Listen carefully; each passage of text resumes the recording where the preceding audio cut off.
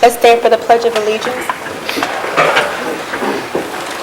Pledge allegiance to the flag of the United States of America and to the republic for which it stands, one nation, under God, indivisible, with liberty and justice for all.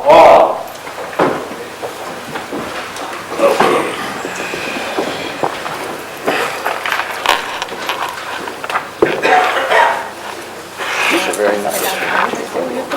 I did that. All the counselors are here. Councilman McCleary is here. He's outside.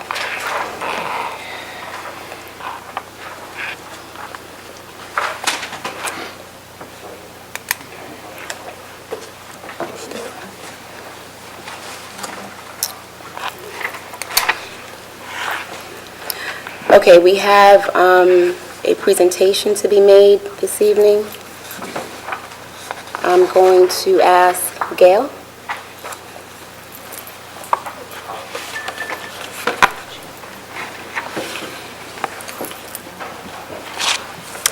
Hi, my name is Gail Nolan. I'm with the Alliance for Bloomfield's Children and the Family Resource Center in Bloomfield.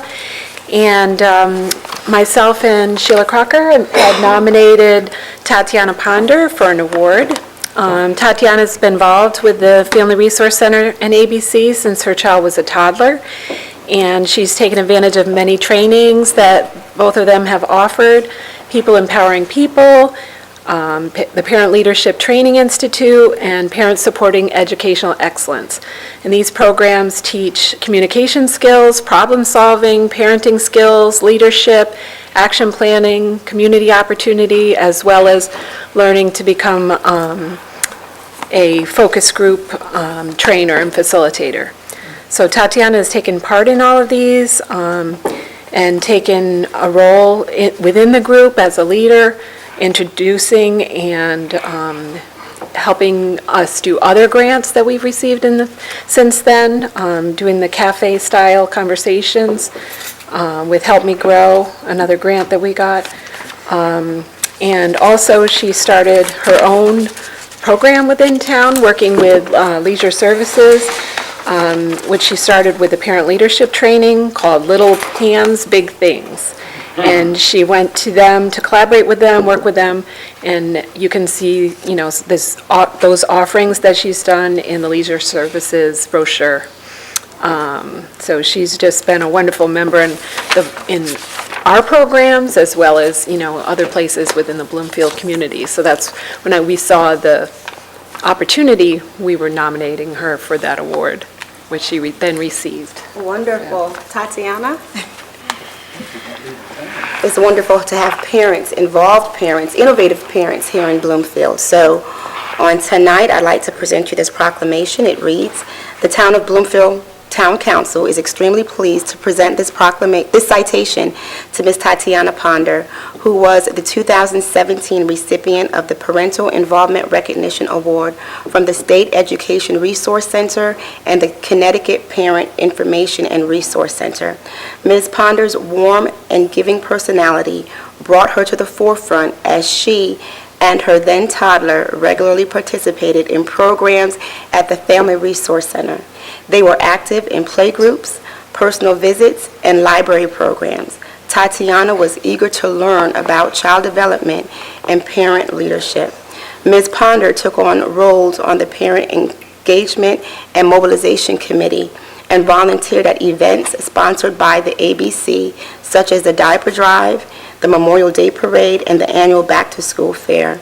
Ms. Ponder is a true leader and giver to the town of Bloomfield, her peers, and her children. Because of her tireless efforts and support, the Family Resource Center is a brighter place.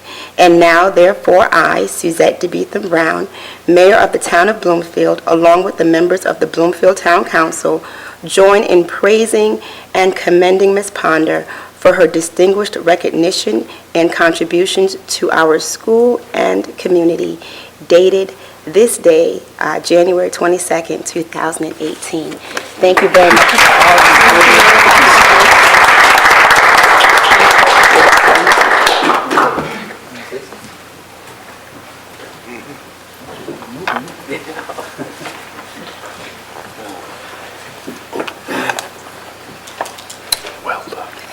We will have a update by Mr. David Murphy on the hazard mitigation plan.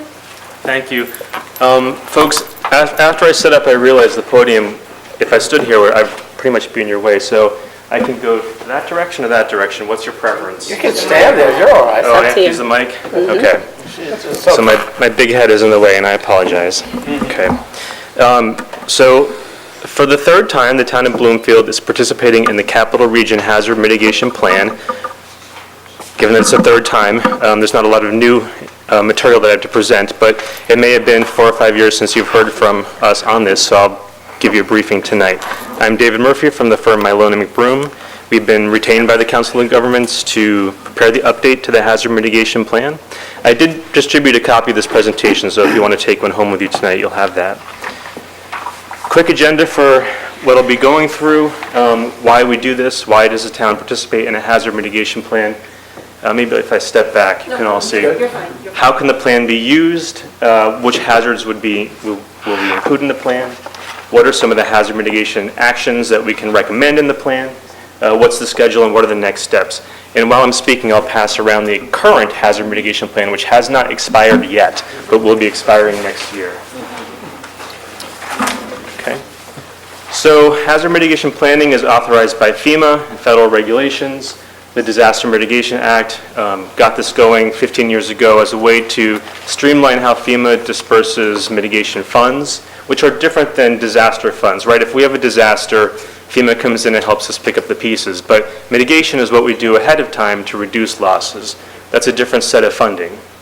So the goal of the act is to promote preparedness and to encourage disaster mitigation beforehand so that our losses are lower if we have a disaster like a flood. Here in Connecticut and across the country, there are 3 federal grant programs that we can tap into if a plan is in place and adopted by the town council. Here in Connecticut, most initial plans, such as the one that Bloomfield first took part in, were developed about 12, 13 years ago, and local plans are updated every 5 years. So this plan that I just passed around has a 2014 to 2019 date. It will expire in 2019, so we'll have this one in place before then. Kind of a twist this time is 2 years ago, so subsequent to the 5-year adoption, 5 years before now, OPM, Connecticut Office of Policy and Management, I have to be careful with acronyms, got rid of 2 councils of governments. So the capital region has picked up 4 towns from the former Central Connecticut region, of which New Britain and Bristol was a part of, and 4 towns from the former Wyndham region. So Mansfield, Coventry, Columbia, Wellington, Southington, Plainville, New Britain, and Berlin have joined the COG. So now instead of 30 towns, there's 38. So it's a big deal. We're meeting with all 38 towns right now, and it's been a great experience to get to know all of them. So what is hazard mitigation? These are actions that we take now to reduce the losses if a disaster occurs. So having sandbags is great, right? But that's response. That's what you do kind of every time a flood's going to occur. But if you build a building higher than the flood elevation, or if you remove a building from a floodplain, that's true mitigation because it's sustained. You don't have to go back and do it every time. It's already sort of in place. You can set it and forget it, and the losses will be less next time you have a flood. So we're not directly addressing disaster response and recovery. The town has an emergency operations plan. We're not here to rewrite that.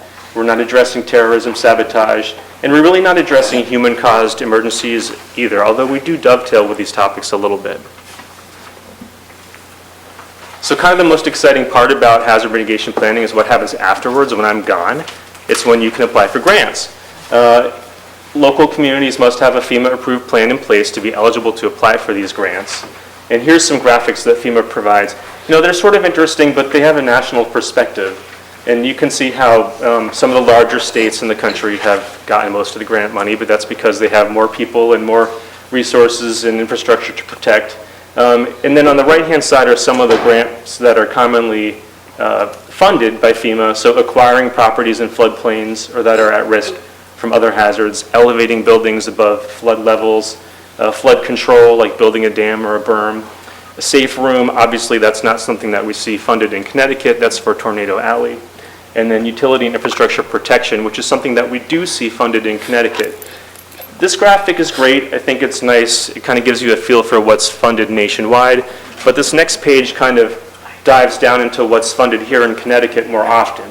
So this is what we see. The underlines are what we see kind of more frequently funded here.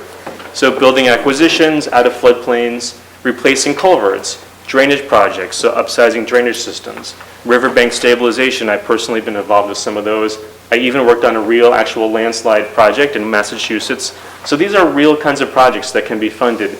And the one that's of most interest to towns, as you can imagine, is the last bullet here, standby power supply. So what's that? It's a generator. Everyone likes to get a generator. So this last one has been a really big windfall for Connecticut. 10 years ago, generators were not eligible. So things do change. So we always say, put it in the plan. Sometimes FEMA changes what's eligible. An example of a culvert replacement that was funded by FEMA. I'm sure this looks familiar to some of you. This isn't from Bloomfield, but you probably have culverts like this that have washed out. Here's a riverbank stabilization that was funded by FEMA. This is not so much a Bloomfield-style project. This is a little more rural. But these are real grants that can be used for mitigation. We're going to be covering the same hazards in this plan as last time. We see no reason to reinvent the wheel. We're not trying to plan for an asteroid strike. We're here for these. So floods, hurricanes, tornadoes, severe winter storms, drought, wildfires, dam failure, and earthquakes.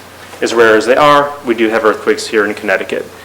We are required by FEMA and by Connecticut state statute to address how climate change could affect the hazards that can be affected by climate change. So we're here not only to look at right now, but also it's a forward-looking document. And so the box goes around those that can be affected by climate change. At this point, earthquake seems to not be on that list, thank goodness. We will continue to talk about, in this updated plan, the 6 categories of hazard mitigation. The names are pretty self-explanatory. So property protection means like shutters before there's a hurricane. Structural projects is the fun stuff, moving earth to build bridges and culverts. The one that has a name that's a little bit counterintuitive is prevention. It doesn't mean preventing the disaster. We can't do that. It means preventing the damage. So a good example of prevention is building codes. That's like the classic example of prevention. So now I have a kind of a set of cool examples from around the capital region just to kind of get you thinking about some of the things that have been going on and to kind of close with a sense of where we're going. Because we'll be looking for these kinds of recommendations to put into the plan for Bloomfield and the 37 other towns. So maybe you know, maybe you don't know, over in Plainville, there's 21 properties that are in the floodplain of the Pequabic River that have been bought out. FEMA assisted with that. So they're removing these homes from the floodplain. They were flooded as recently as during Hurricane Irene in 2011. Here's a really obvious example, but sometimes it's staring us in the face and we don't think about it. The boathouse in Hartford is wet flood proofed. So it can be hosed off and a wedding can occur the next day, I guess. I don't know if that exact timeline has happened, but that's how it's meant to be. Here's an example from that category of prevention. I said building codes as an example, but so is regulations. New low-impact development regulations in the town of Mansfield help manage stormwater, so that's an example of mitigation. And then we always have an example for those folks in the room who like emergency services. This is the new South Windsor, actually, it's the existing South Windsor Emergency Operations Center, but they have a new roof, which supposedly is designed for a Category 3 hurricane. I don't know if we're ever going to be able to test that, but that's also mitigation because now if a hurricane would occur, the loss to this facility would be lower than it would be before the roof was replaced. So this is our schedule. We got started, we were under contract with the COG in October and November. We've been meeting with all 38 communities. This briefing that's occurring tonight to the town council is actually an optional part of our scope. Every town is given the chance to come forward and have me come and give a briefing separate than the meetings with staff, because I've met with the staff already in Bloomfield. And not many towns are taking us up on the offer, so thank you for having me. Feeling a little bit snubbed, but no one wants to hear from us in the evening. So the planning process is underway. We're updating the risk assessment. You know, what are the risks? Have they changed? We'll be looking at the previous mitigation actions. Do they make any sense? What are some new actions we can propose? There'll be a draft plan that's submitted to the state for review, then FEMA, and then eventually adoption, approval, and then distribution of the plan. So a year from now, or maybe even sooner, you'll see me again, or someone like me, when you're signing a resolution to adopt the plan. Hopefully, that will occur. And the reason I say it's a year from now is because once we submit to FEMA, it's out of our control how long it takes. FEMA's really operating slowly right now because a lot of people who were never deployed before, the planners, were deployed to Texas and Florida. So things have really slowed down, and we don't know when that's going to change. So the next steps in the immediate future, we've actually got a workshop tomorrow, so this briefing is well timed. And I think somebody from the town of Bloomfield staff level is attending, but I can't remember whom that is. It's about 40 folks attending, so I'm forgetting names. So that's a workshop just to kind of give the staff level planning teams an update and get their input. And then we've got a public survey that we'll put out on probably SurveyMonkey, and we'll ask somebody at the town to put a link on the website. So that's really just the next few weeks what's going on, and we're going to continue finishing to meet with the 38 towns, and hopefully have a draft ready sometime this spring. And with that, I can take questions. Madam Mayor? Miss- I think Mr. Merritt has. Councilman Merritt? Thank you.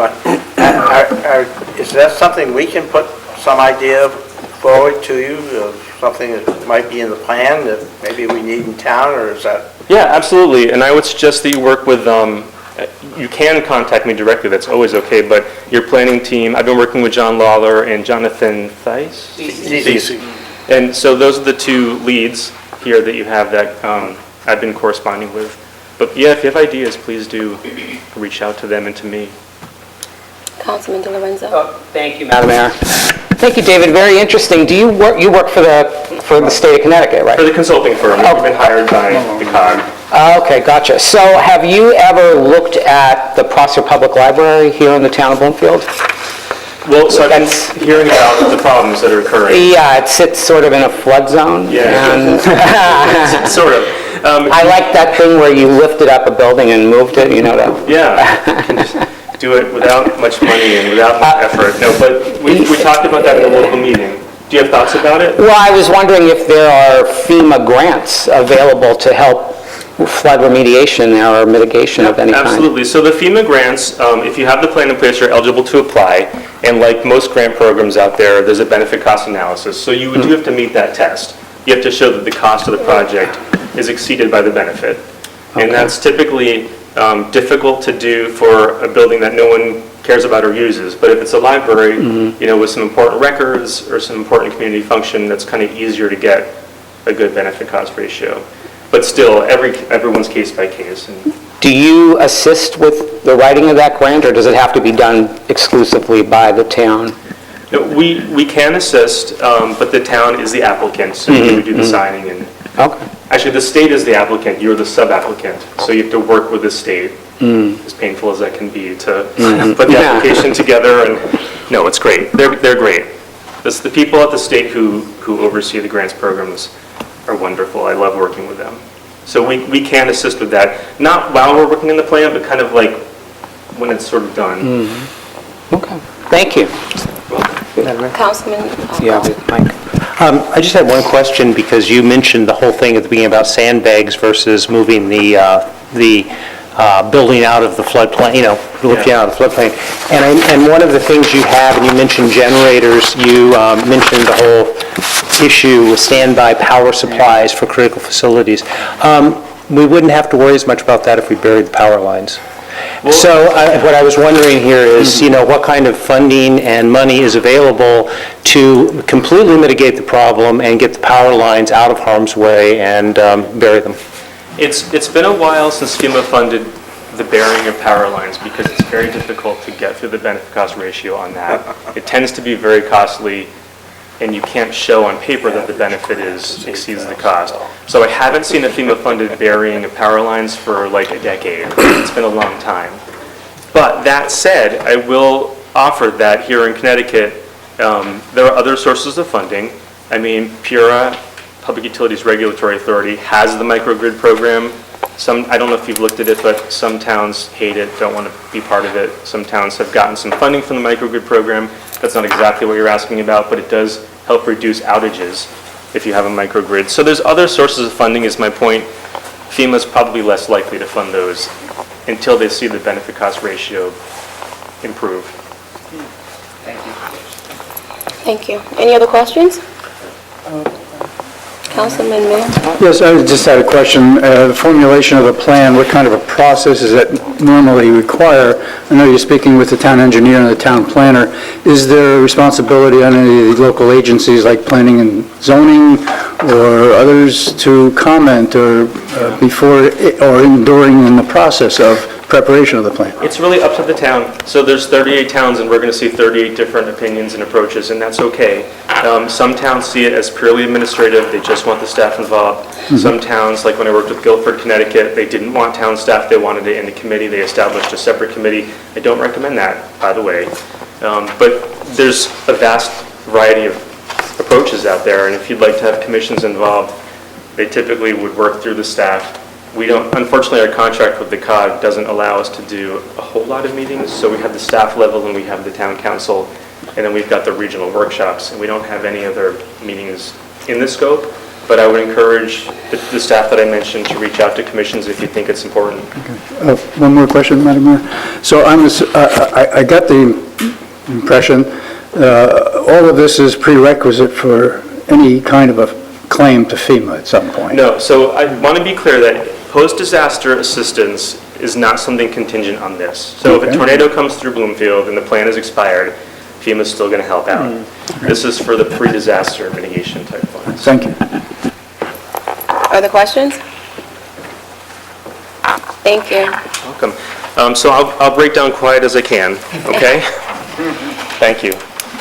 At this time, we'll do citizen statements and petitions.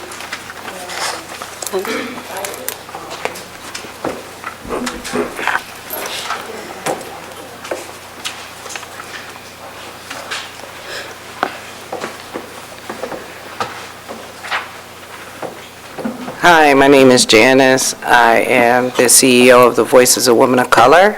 I do a lot of outreach to some of your seniors and parts of your community to help them with certain issues. We provide rides to them and everything. And so I've been watching you on your town channel when I'm out here, and it is quite fascinating to say the least. Like, are you Councilperson Jennifer? So it's quite disturbing that you all can't even figure out where to sit. If you're new here and you're trying to figure out who is, I shouldn't have to lean over to Senator Coleman and say, what is going on? Is this Councilman Jennifer, and who is the gentleman sitting in the seat? We're all adults here. Folks are taxpayers, and you all should be quite embarrassed. It's embarrassing that there's a third seat, that your name isn't Jennifer, and that there is kind of like this dysfunction in your town. And I just thought that maybe somebody outside looking in can bring a perspective to the town of Bloomfield and suggest that you all be adults, kind of get in the back room and get your seating thing arranged, because this is very childish. And I look forward to attending your meetings and continue to bring you your constituents' concerns and have them before you. Have a wonderful evening. Thank you.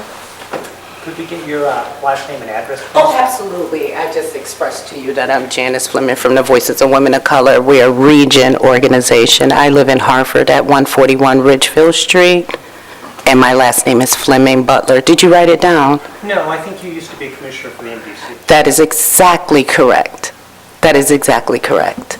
Is there anything you want to ask me in regards to that? No. Okay, because at least you know who I am, because I didn't know who you were, because your name tag says Jennifer. Who are you? Council. You'll have to ask the person with the name tag. No, I asked you. I'm sitting behind this. I asked you what was your name, sir. Your name is, sir? You just asked me my name. Can the councilman please tell me his name?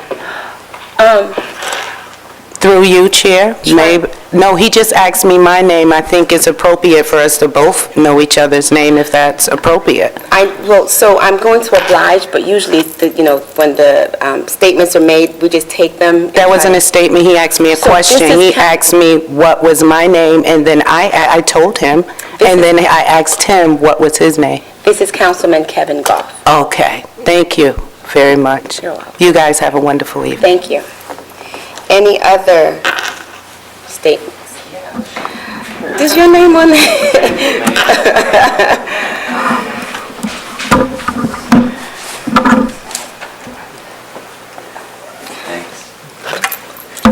Hello.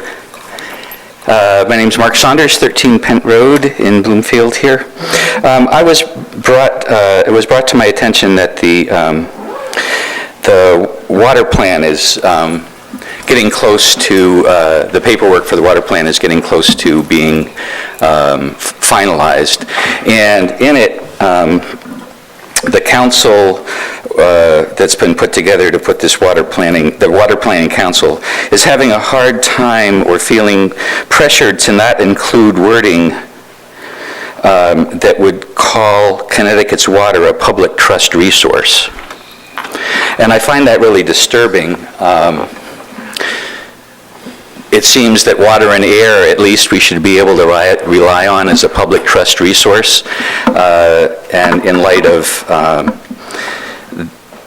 what got me involved in politics to begin with, which was Niagara Bottling Company coming to this town, and the previous council kind of streamlining their arrival, and the idea of privatizing water does not sit well with me.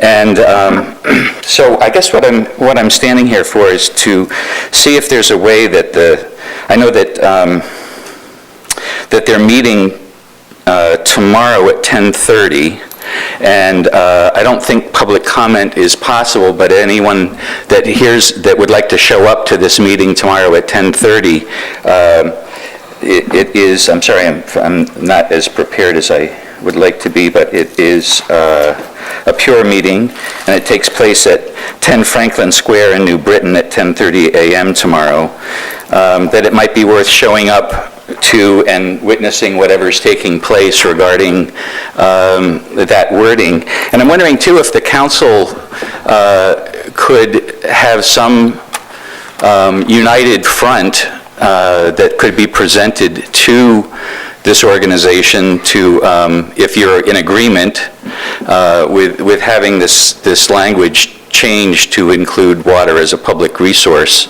for our future generations, since I believe the water plan council was put together to protect our water rights in Bloomfield, and that it not get privatized. So I'm at a little bit of a stumbling block here as far as how to proceed, but would encourage the council to see if there's a way that they can add a little pressure from at least one town that's involved in this process to have that wording reflect the public's right to public water. Thank you. Thank you. Anyone else? Okay, so we'll do reports from our subcommittees. Administration and Education. Yeah.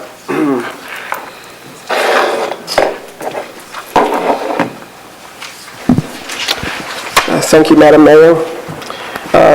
On January 2nd, the subcommittee, the Admin Education Subcommittee met to discuss about reappointment of the town attorney, and we referred back to the council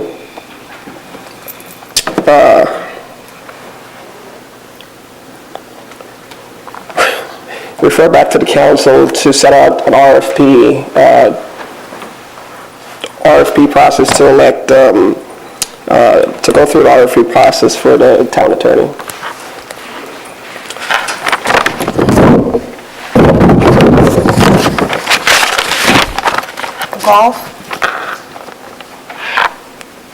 Golf Committee? Oh, I'm sorry.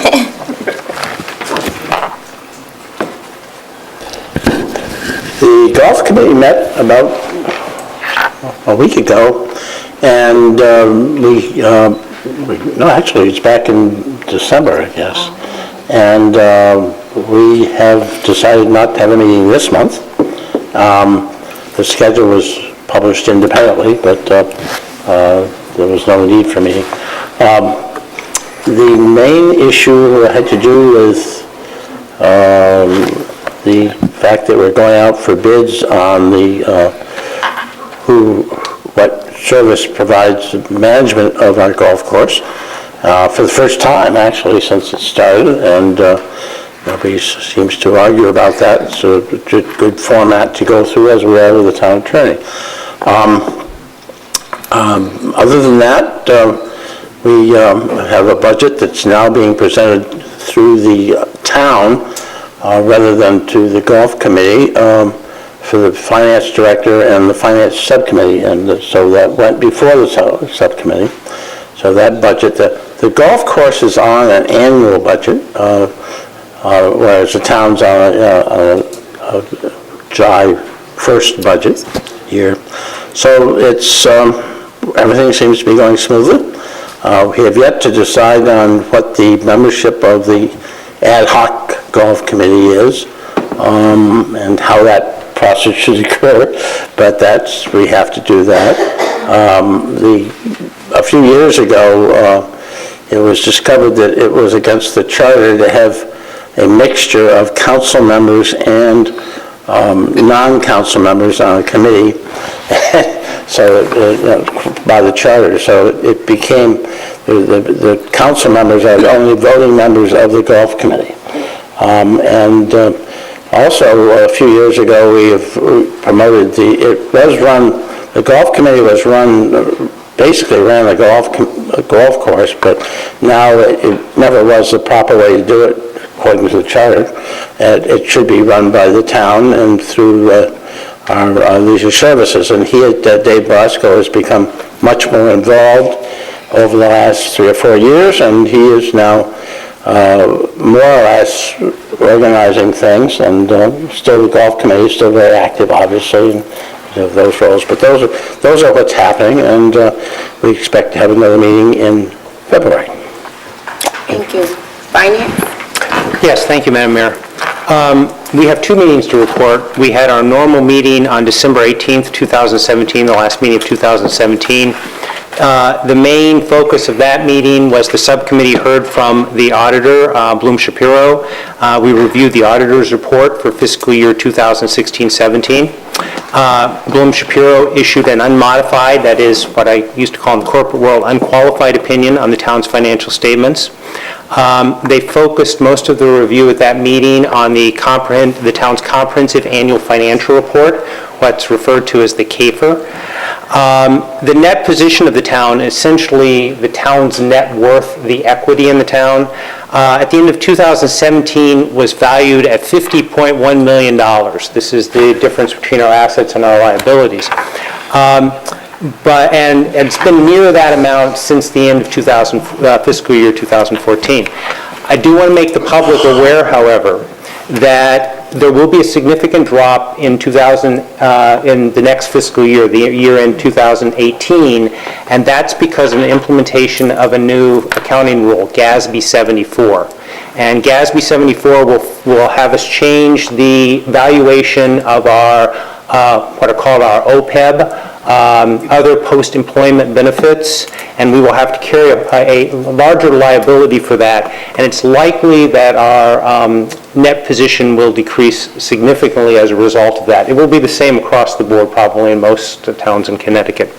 At that meeting, the other thing that occurred, Finance Director Wren also presented the November financial reports. The main thing that you've heard announced several times is that because of the state budget cuts, Bloomfield will receive approximately $1.2 million less this year from the state than is in our budget, and that's been fairly constant, and we'll get to the second iteration of that in just a moment. So that was the Finance Subcommittee meeting on December 18th. The Finance Subcommittee held a special meeting on Thursday, January 18th, and it was a special meeting because the normal meeting would have been scheduled during the Martin Luther King holiday. As Councilor Merritt reported, we had a presentation from Billy Casper Golf, who is the management company currently managing the Wittenberry Golf Course. They gave their proposed budget for the golf course, and they anticipate for calendar year 2018, that the golf course will make approximately $40,000 positive cash flow. They did have a down year last year. We basically broke even. They attribute that to the fact that Gillette Ridge came back online and the renovations in Keeney Park Golf Course attracted a lot of people to go to Keeney Park. So we will see whether they are predicting the 2017 calendar year was a bit of an anomaly. We'll be back on track this year, and so we will see. We also had a presentation from Barry Bernabe of Phoenix Advisors, the town's financial advisor. Gave us an update on the town's debt position and debt capacity, and he was focusing specifically on the potential issuance of the bonds that resulted from the 2016 bond referendums. The subcommittee raised many questions about the modeling and the presentation. No conclusions were reached, and Mr. Bernabe will be took the input from the discussion and will be coming back in March to give us a further update, taking into consideration some of the information at the time. Finance Director Wren again gave the December financial report. Not much had changed. The only significant thing was tax collection was actually running above usual, above projection, and of course the main reason for that was because a lot of people were rushing to pay their second installment of their property taxes so they could count them on their 2017 federal tax return. Lastly, we will be meeting again in February. The date has not been announced yet because, again, it will be a special meeting. The normal meeting falls on President's Day. After February, we should be back on a regular schedule, but we will probably be holding it either the Wednesday or Thursday of that week. We just have not discussed with the subcommittee members yet what meets their schedule. Thank you, Madam Mayor. Thank you. Public safety? Thank you, Madam Mayor. It's going to be two parts of my presentation, and the second one is going to be, I'm going to yield to the Vice Chair of the Public Safety Committee, Jennifer Mascianelli, who will give the report from our January 8th meeting. But I want to say Happy New Year to the residents of Bloomfield.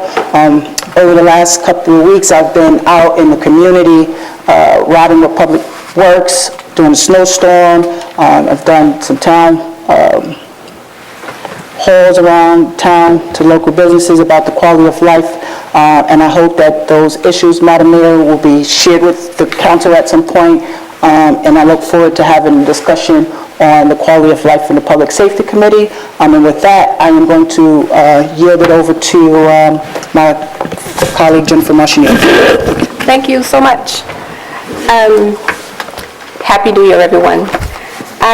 We met with Police Chief Paul Hammett on January 8th, and the gist of the meeting was with regard to the communication system that the police department currently uses and how the Motorola system is actually no longer being supported. And so the core conversation was with regard to the different types of equipment that he's looked at and the cost for each one of those options. The police chief also went over the different departments and how many employees they have as sergeants and so forth and so on, and the employees. And my concern for our community is when he alerted us about the number of cars that were actually broken into and stolen in the community because people in the communities are leaving their cars running because it's cold outside. And so folks are coming from outside of Bloomfield and stealing cars. I didn't know whether or not the community knew that, but I thought that was something that was interesting to me. Councilman McClary, is there anything else that you wanted to add? No, that was the gist of it. We will be meeting on February 12th at 5:30 p.m. to hear from our communications consultant. That presentation from our communications consultant will be about an hour. It is important that the residents of Bloomfield attend these public subcommittees, because that's where a lot of the information is gathered, and we'll have to make a tough decision on whether we want to spend about $2.3 million or $3 million or $1 million on the new communication system, because it is out of warranty, and we need to regionalize the Department of Public Works, Fire, and Police to ensure that we're providing a good quality service to our residents. So, thank you, Madam Mayor. I'm sorry. Additionally, I am aware of another communication system that is actually more effective and less costly, and that's something that I will be meeting, and Councilman McCleary will be meeting with our chief to discuss, because I have some information I'd like to share with him in addition to what he shared with us. Thank you. Thank you very much, Thank you. Councilman McCleary and Councilwoman Jennifer Marshall-Neely. Committees on committee. Thank you, Madam Mayor. We've held two meetings. Our initial meeting was held on December 18th, at which time we got familiar with the process. Committee on Committees' role is to fulfill all the boards and commissions and committees of the town. And when we were appointed, some of these organizations are renewed every 2 years, so we have to go back and ask them who wants to repeat, who wants to remain on, and how many vacancies they may have, so that we can fulfill them.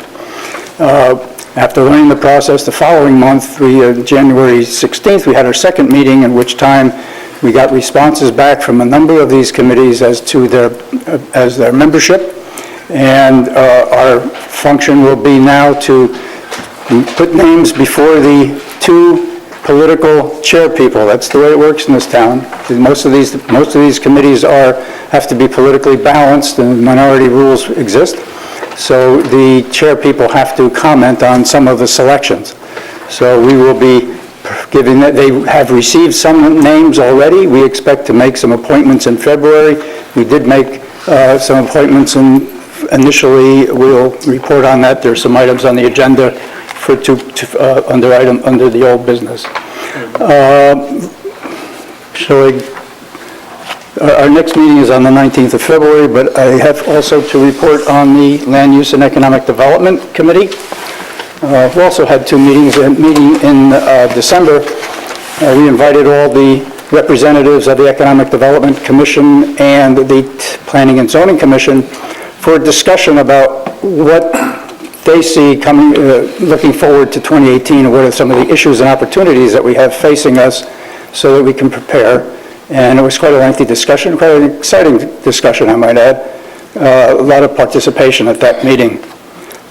Recently, on the 16th of January, we held our second meeting. This was for the purpose of hearing two presentations. One was on the streetscape project for Blue Hills Avenue, Lower Blue Hills Avenue. It's apparently something that's been going on for a number of years, but it's only been through the design portion, at least one phase of it. And we learned about that. We learned about the opportunity for the additional phases, which are not funded. So we have to look carefully at that project to see whether or not we're going to push forward with it, and how much it's going to cost in completion, and whether in its small scale it's actually going to do what we hope it will do. The other project was the Town Green, which, as you know, has been torn up after the Christmas tree lighting, for the installation of new sidewalks, irrigation systems, and so forth. It is also the first phase of at least two, maybe three-phase project to actually rebuild the entire Town Green.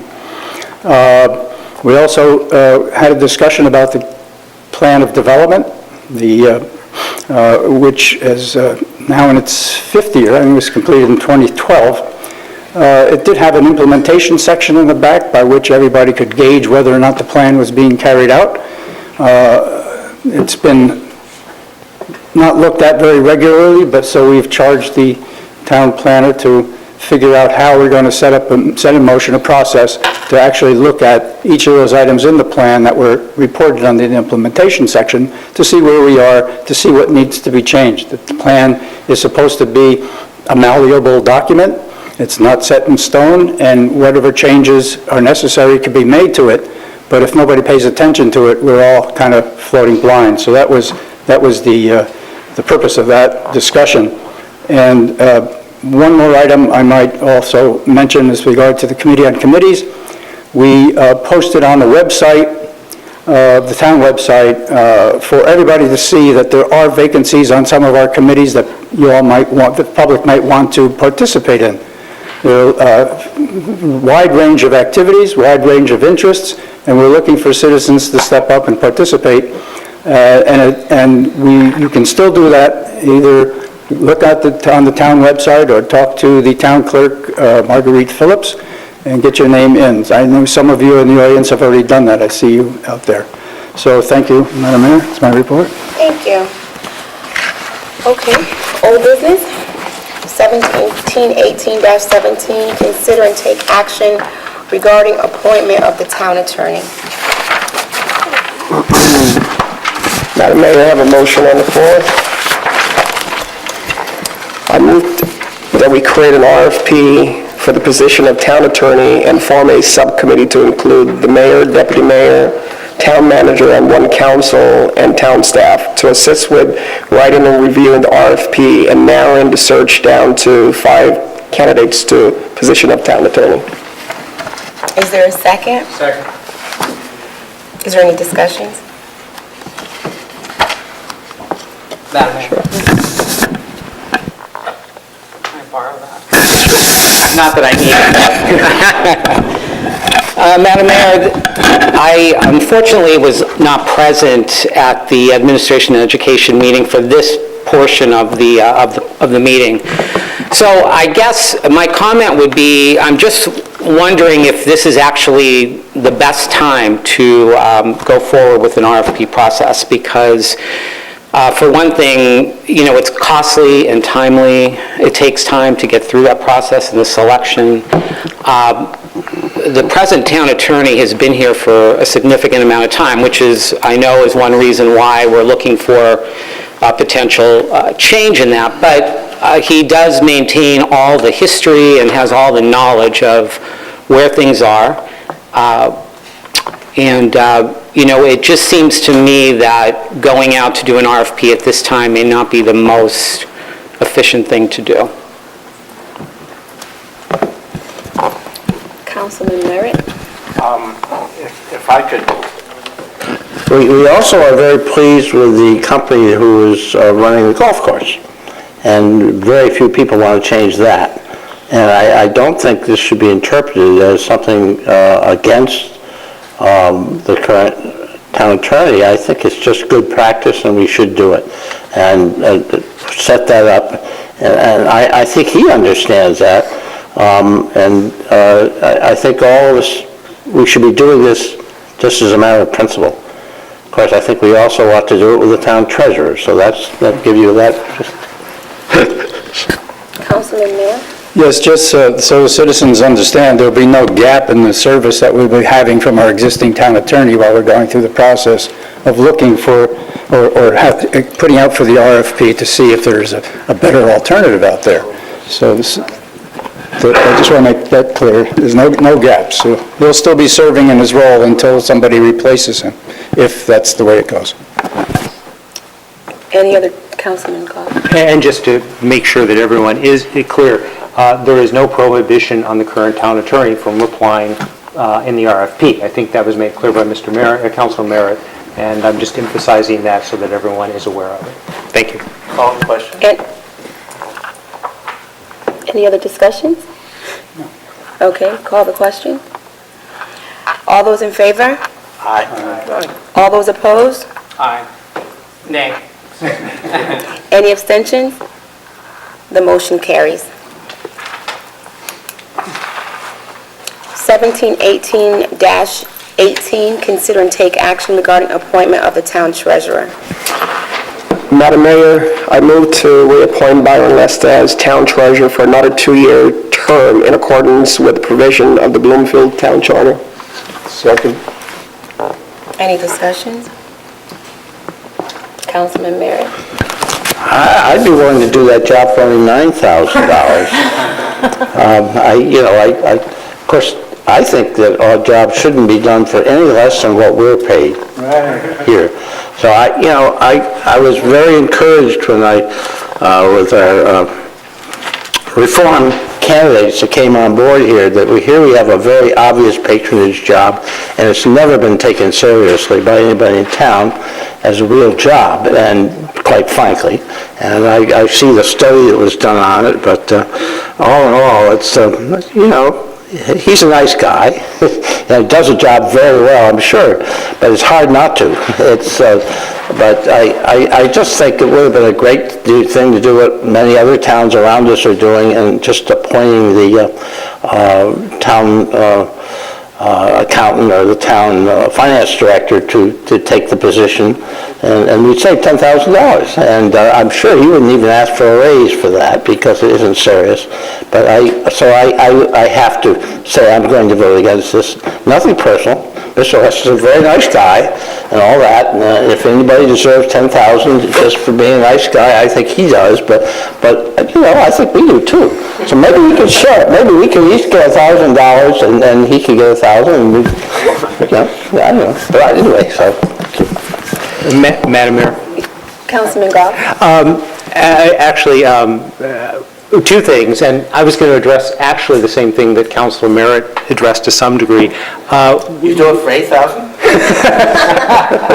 We're not going to have a bidding war here. No, but actually, you raise a good point. There are two things in consideration here. One is the town charter, which does require that we appoint a town treasurer. So at this point in time, we do need to move on in some path of doing that.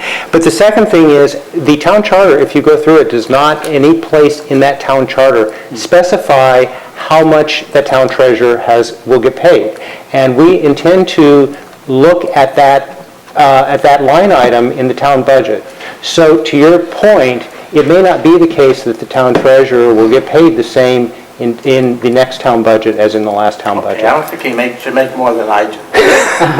Well, but we already are aware of the budget issue, and we'll be doing that. Thank you. I'll even support the motion on that. Any other discussions?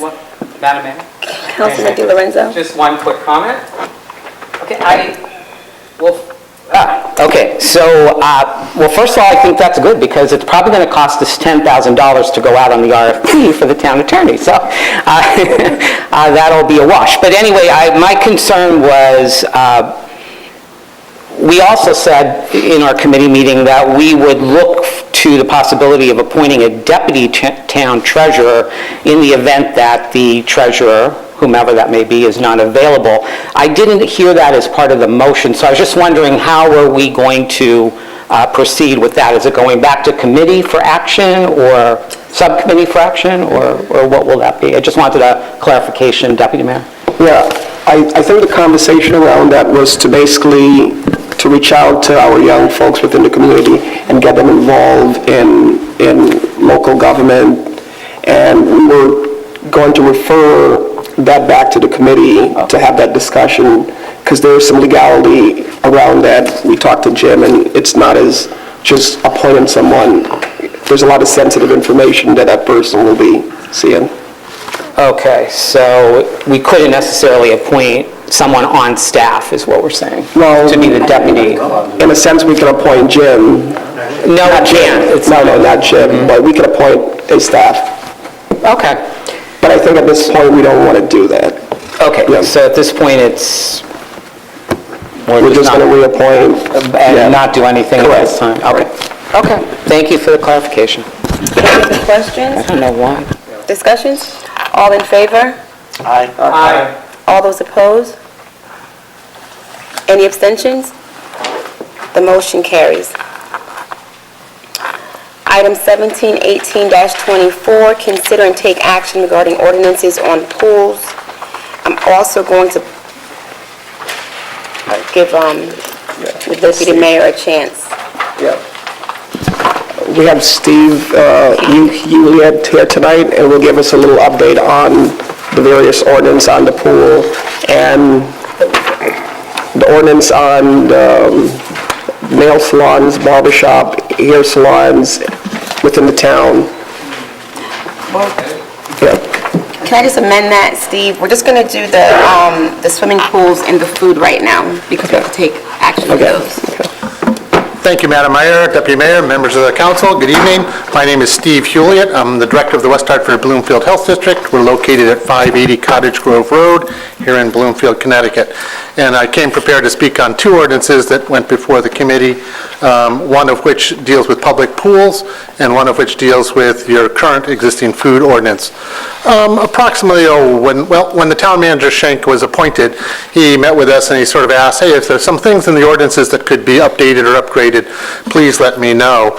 And we worked with Attorney Needleman over the past year to come up with the two that are before the council for consideration for tonight. And the two that are here tonight, one is for public pools, and you'd be surprised to know that there are 21 public pools as defined by the Connecticut Public Health Code in this town. Those include pools such as up at Ballbray, some of the other condominium types of complexes, obviously the town pools themselves, but it also includes therapy pools at Doncaster and other places like that. These are all places where the public trusts that the water quality in there is safe and sound, and the Public Health Code requires that the local health department, that's us, so as a health district, we are your local health department, that the local health department has to assure that the quality of that water is safe for the public to use and is properly managed. So for many years, we've been doing those inspections, but with the cutback of state funding, we now need to generate some revenue to offset that cost. There's time spent to do those pool inspections, and there's material costs for the testing chemicals that we need to use in order to do the analysis. So this particular ordinance is before the council for consideration as a new ordinance to do two things. One, it's going to give local control as to whether or not that pool can be opened or closed by basically using a licensing process. A license is a privilege, so it should be a privilege to have a public pool in Bloomfield, and that privilege should be yours as the council's, and it should be the privilege of the people to enjoy it and know that it's safe, and that's where we come in. So the other part is a fee, so there'd be a fee for that pool, an annual fee license for that process in order for us to go and make those inspections and not have to pass those costs back on to all the taxpayers of the town, but really to those people that are managing, operating, and are using that pool. So it's really that straightforward and really that simple. All the standards that are in this are standards right out of the Connecticut Public Health Code. There's nothing that is outside of the realm of Bloomfield, shy of that you now would have the local control of that privilege of granting the license through us, and that we would generate that fee so as not to burden the town with the cost for doing that service. So that's that ordinance. As I said, that's a new ordinance, so that'd have to be placed in the code. I'd have to consult with the town manager as to where that would actually fit in. So that would be the first item that I was asked to speak on.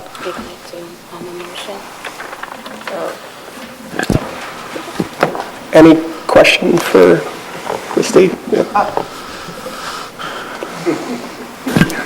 Sorry about that. Could you share with me what the fee will be to each business or establishment that applies for one of these licenses? Certainly. I think I have it right next to me. Hold on. So do you have a date for a public hearing? How do you do this?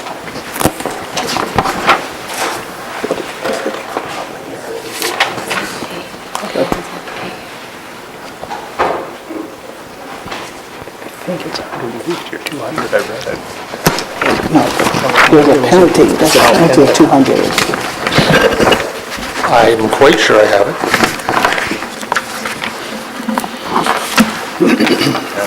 Violation. That's right.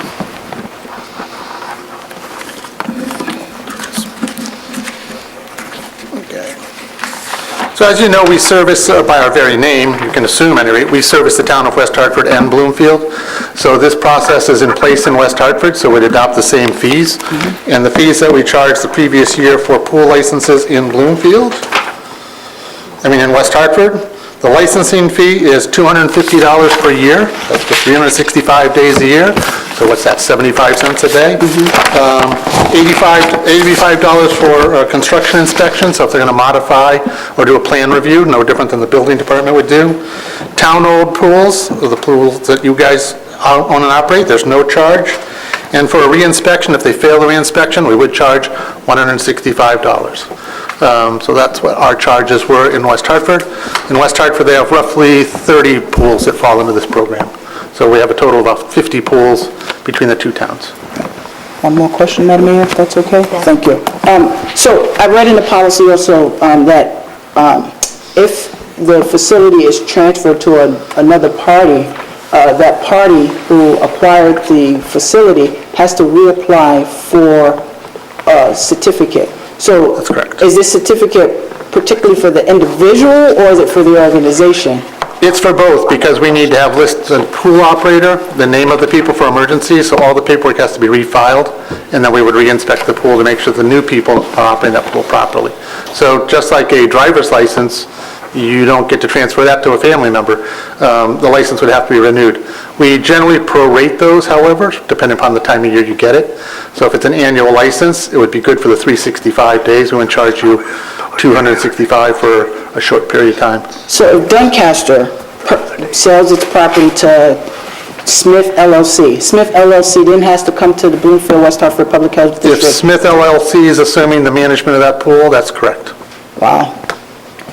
Okay, thank you. Councilman Goff?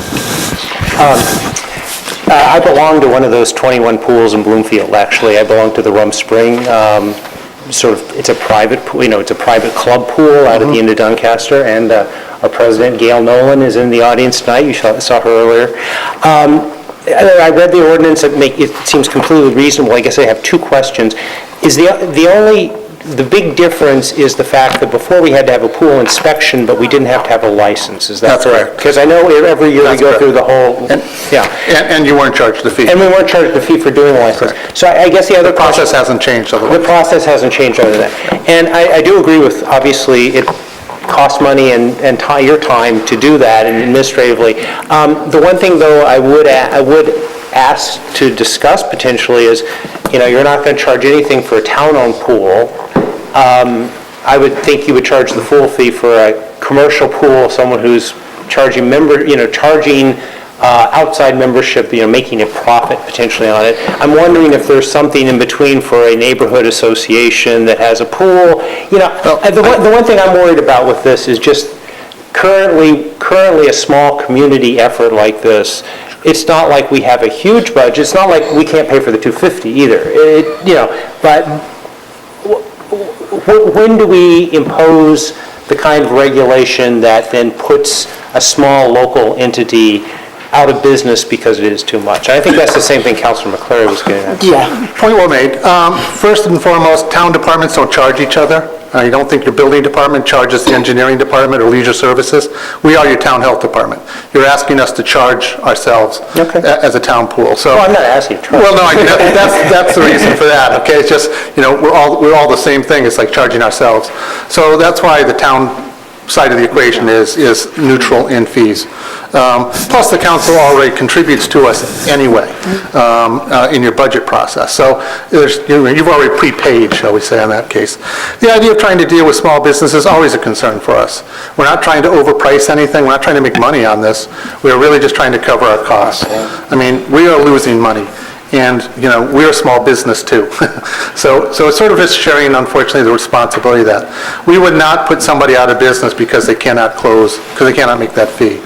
We would try to work that out with them, we'd look at alternatives, but we have to have a standardized fee, we have to have a standardized process, and we have to be relatively straight on that line. If someone has a hardship, they can certainly come to us and speak to us about it, and we can see what we can figure out for them. Okay, just one other question, and I want to make sure this is taken care of. I think the action tonight is to make a motion to hold a public hearing for this and public comment. It is the case, I assume, that all 21 pools in Bloomfield will be notified that this is going into, where there's going to be a public hearing on this, that it will affect them, et cetera. We'll make sure that they're aware there's a public hearing, we'll make sure they have a copy of the ordinance. Okay, thank you. Councilor Marshall Neely? Thank you. I'm wondering, what was the cost for the fees, the licensing and the fees, let's say 2 years ago? I want to know exactly how much and how often it goes up. It does not go up very often. It's part of our budget process. We look at how we generate our fees for service across the board, from food services to everything else. This particular fee has not gone up because we haven't been doing it for all that long, charging a fee. It used to be something that we offset our expenses with state funds. We get something called a per capita grant, and that per capita grant has been slashed quite significantly. And we can either not do something else, or we can generate the revenue so we can sustain our staff. So really, it's a sustainment type of situation for us. So we're not looking to increase this fee. We don't anticipate it going up unless pool chemicals go up or some outside expenditure goes up. But our staff time and how long it takes us to do the pool shouldn't increase. Councilor Mary? I think there are a number of us involved with a certain swimming pool, neighborhood swimming pool.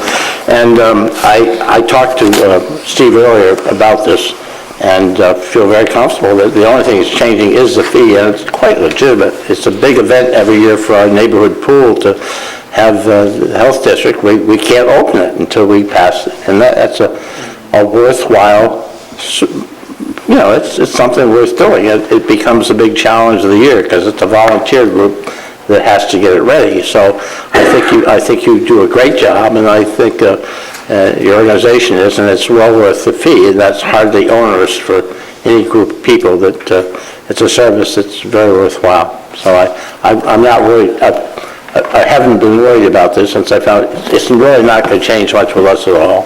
So. Well, you raise a good example. Some pools actually need us as consultants, and the fee includes that as well. So we'll gladly answer questions for either the membership or the pool operators, and try to keep them well informed as to proper pool management. Any other questions? Is there a motion? Madam Mayor, I move that we set a date at our next council meeting to have a discussion, public hearing in regards to consider and take action for the public swimming pool. Second. All in favor? Aye. Abstention? Motion carries. Since Steve is still standing there. Consider and take action regarding the ordinance on food and beverages. Correct. Food and handlers, sorry. Thank you, Deputy Mayor, Madam Mayor. Steve Hewlett, once again, from West Hartford Bloomfield Health District. This ordinance is really straight to the point as to which Town Manager Schenk asked us, do we have any ordinances that are obsolete? And this is one of them. We've been a health district and servicing this town now for roughly since 1995, so coming up on our 23rd year. And this ordinance we do not use. It's actually probably maybe an unintended archival risk to the town to even still have it on the books. It's really an ordinance written from probably a 1960s type of floor walls and ceilings mentality for what makes a safe restaurant. Restaurants now are a food science. It's a microbiology example. The state of Connecticut just last year adopted the FDA Food Code, which is a very book about this big, which actually goes into great detail about hazardous foods, temperatures, acidity of foods, and that's actually the standards we inspect to, not this ordinance. So it's our recommendation to the town manager and on to the town council to basically trim this ordinance tremendously, keep that sort of licensing and permitting component. Again, for the same point of view as I said before with the pools, it's a privilege to be able to have a food operation in this town. You want the best operations you can have, so you want to be able to enjoy that they come here, that they want to be here, and that we will, again, oversee the food safety. It's strictly enforced by the Public Health Code. That's how all our inspectors are trained. We're not trained to the code as in Bloomfield. So it's really just archival and unnecessary. So what you have is a very abbreviated code where we've taken out the local standards and just say, we shall follow, or the town of Bloomfield shall follow the standards as set by the State Department of Public Health. Councilman McCleary? Having trouble with this mic tonight.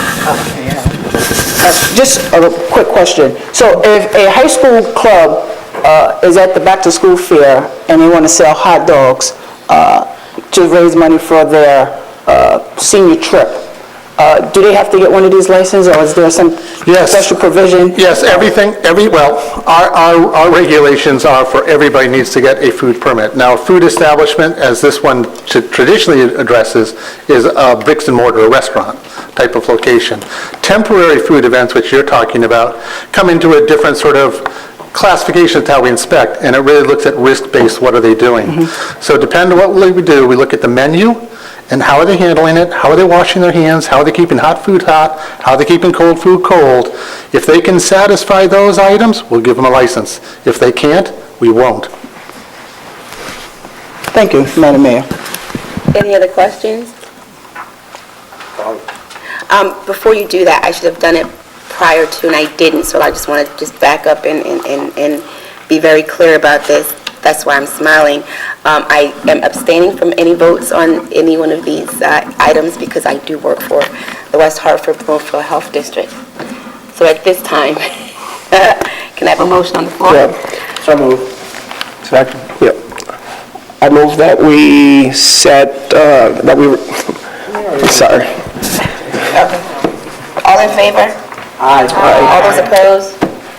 Any abstentions? Motion carries. Thank you, Mr. Hewitt. Thank you.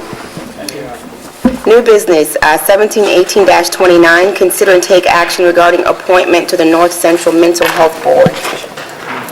Madam Mayor, the Committee on Committees met on December 18th and made a recommendation to the council to approve the nomination of Ann Levitt. I'm sorry, I'm on the wrong one, aren't I? Yes. The mental health. Mental Health, Mr. David Kamens, to fill a vacancy on the North Central Mental Health Board. His name was submitted. He's a Republican vacancy. He's a Republican to fill that vacancy. And we post that name to the council for nomination and approval for this meeting. So I move. Is it Mr. Merritt, second? Any discussions? All those in favor? Aye. All those opposed? Any abstentions? Motion carries. 1718-30, consider and take action regarding appointment of the library to the Library Trustee Board. Yes, Madam Mayor, that appointment was to replace Elizabeth Waterhouse, who was sitting at the other end of the line as a councilman now. We have had, who created a vacancy, and the Committee on Committees voted to recommend to the council that Ann D. Levitt be placed in nomination to replace Elizabeth Waterhouse for that position, and she's here tonight. And I make that motion. Second. Any discussions, questions, concerns? All those in favor? Aye. All those opposed? Any abstentions? Motion carries. We'll now have a report from our town manager. I'm sorry, I forgot some. Okay. Consider item 1718-32, consider and take action regarding adoption of the schedule for budget meetings. Madam Mayor, Councilman Ballmer. attached to the meeting agenda and published is a schedule of the budget meetings to take place mostly in March, which deal with presentations by the various town staff, town departments in terms of their proposed budget. And I won't read through the list of those, but I would move that the budget schedule be adopted. They are all at 7 p.m. and mostly on Tuesdays and Thursdays. Is there a second? I'll second it. I'll second. Any discussions? All in favor? Aye. All those opposed? Any abstentions? Motion carries. Now, can we have a report from the town manager? Absolutely. I'm happy to report that the town received a $10,000 check in the last several days, basically for the fourth Bright Ideas grant that the town has successfully achieved in terms of energy conservation measures. And the Conservation Energy and Environment Committee has been working with our Public Works Department to come up with a list of recommended ideas for implementation using the funds that we receive from Eversource. On a sad note, it should be noted that Eversource and the state of Connecticut have closed out that particular program, and it will not be continued, at least in its present form, at the present time. It's always possible that it could be resurrected.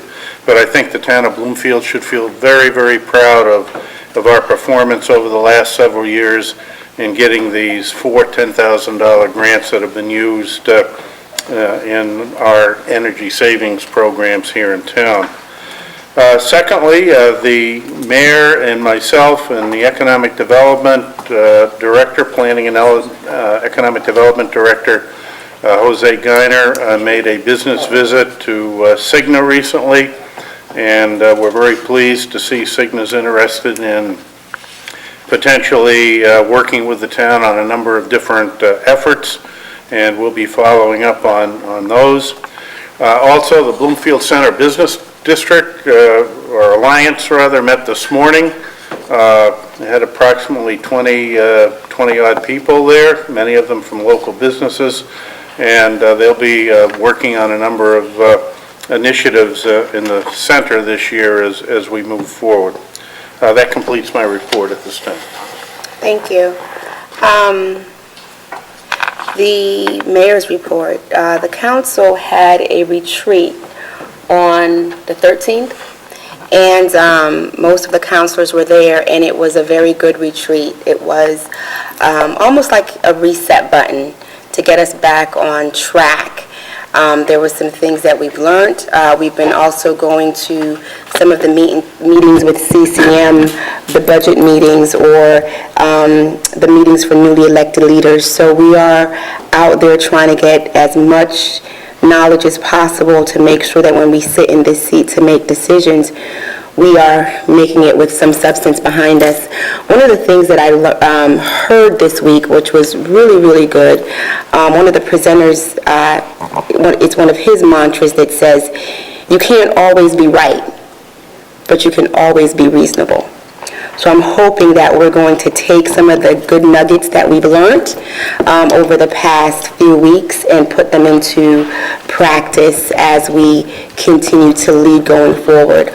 Also, on the 25th, which is this Thursday, will be our first town hall meeting. We will be at the Bloomfield High School starting at 7 p.m.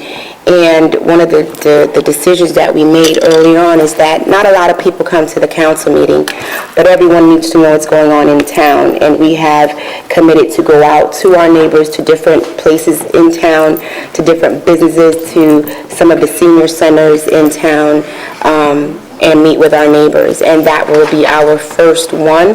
We will put together our schedule, and hopefully our community will come out and talk to us, hear what's going on, and give us feedback. That's what will help us to lead, and that's what will help to make Bloomfield a better place.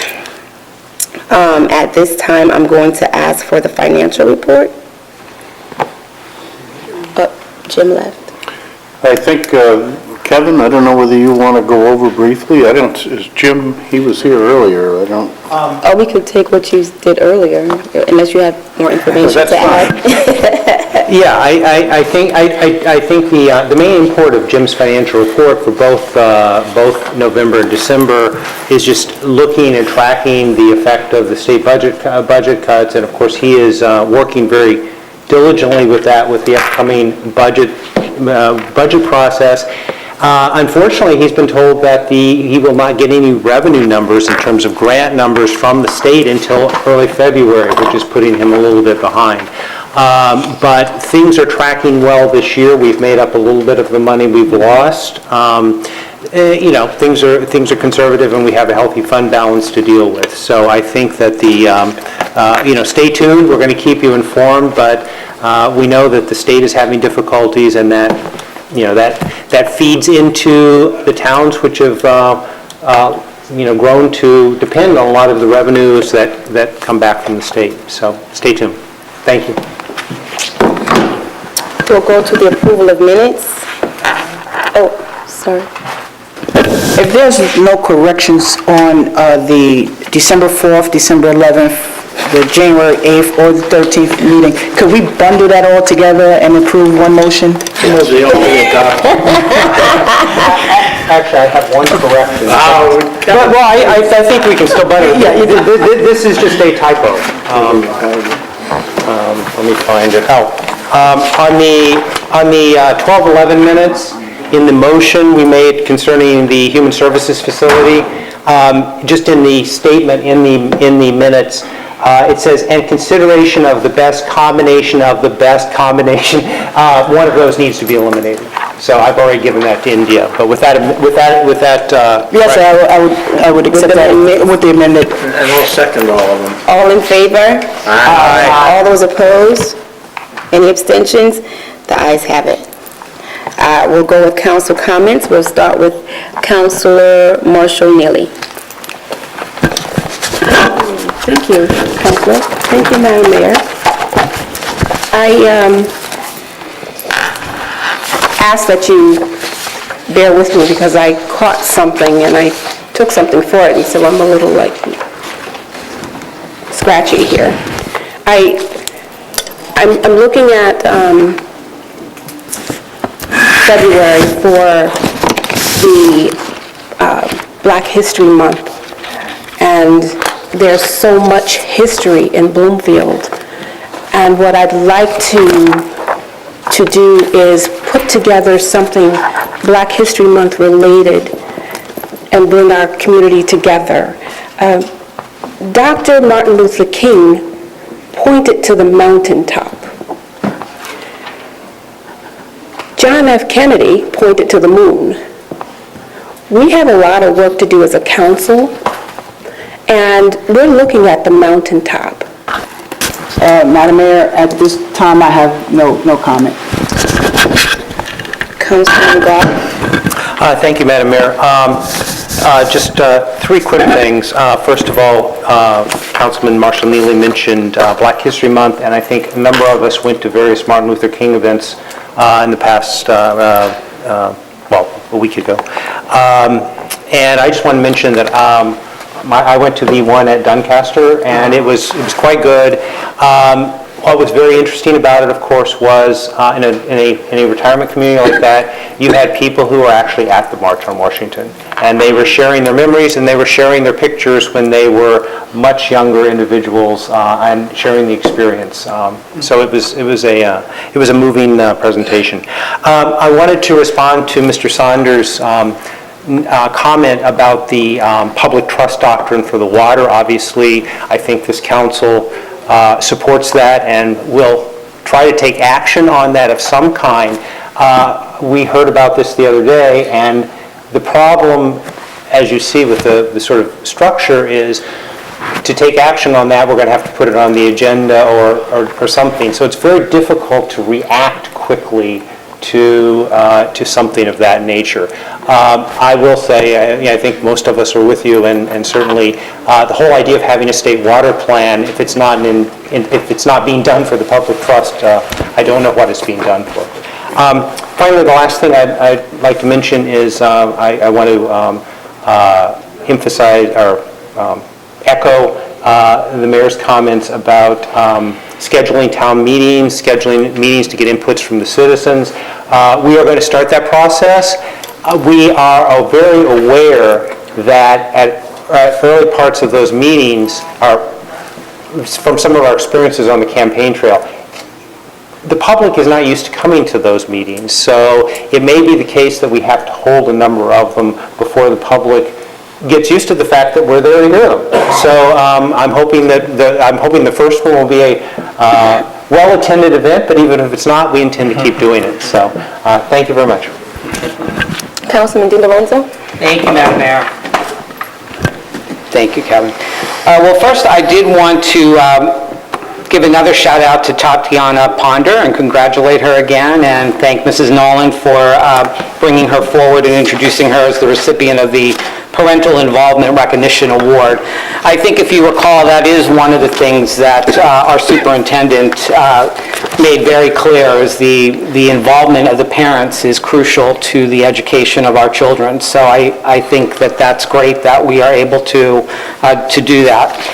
I also wanted to thank congratulate the two appointments, David Kamens and Ann Levitt for Library Board, and David for the Mental Health Board. So congratulations to you both, and I wish you all the best.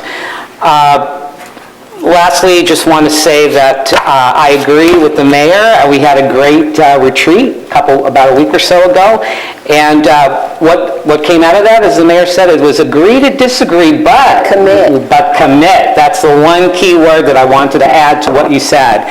So even though we may not necessarily agree with everything that's said here, we can agree to disagree, but we will commit.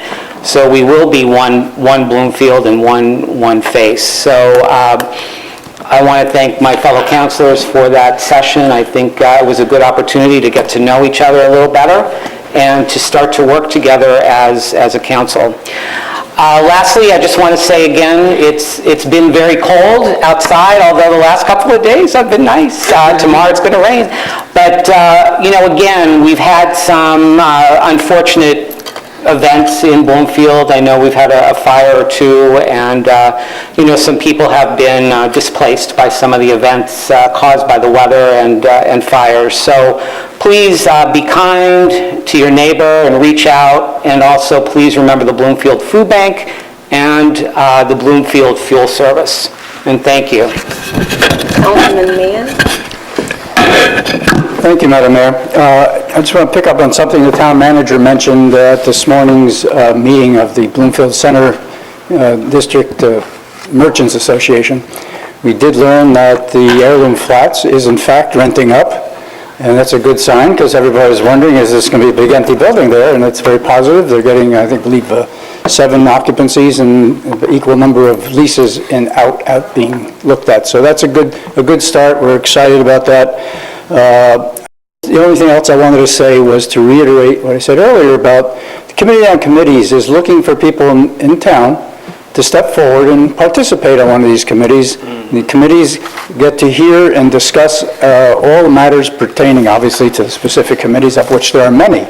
And there's got to be something out there that you might be interested in and could be helping to establish policy and direction for your town. So I encourage you to follow up with the town clerk and also check on our website. So please do that. Thank you.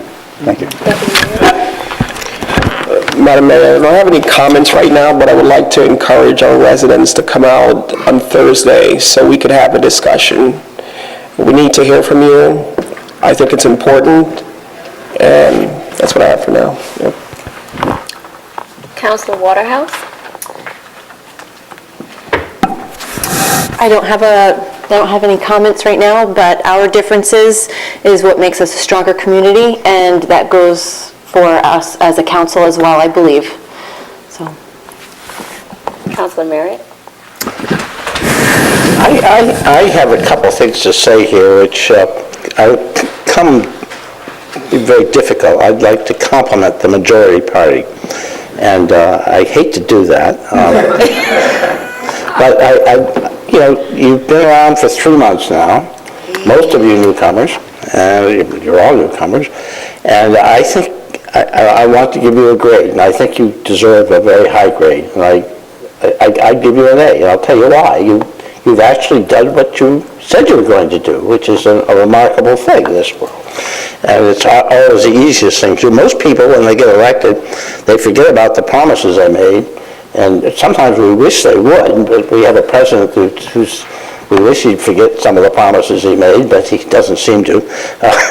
But anyway, you said you were against taxes. Tax increases shouldn't be just the normal fare, which is very unusual for Democrats to say, but you did. And you actually failed to tax. I mean, you had a tax you could have imposed and you already canceled it. So I give you really credit for that. And you've been transparent. You have been nonpartisan. You tried to mix this up seating-wise. This causes hate, and this change is always difficult. But the seating arrangement was just an effort to mix us up in all sorts of ways, which was, I think, a good thing, and I think it was worth trying, and I hope we stay with it to some degree. I think we're a diverse community, but it shouldn't be. We shouldn't be sitting in little groups. We should be mixed up as much as possible.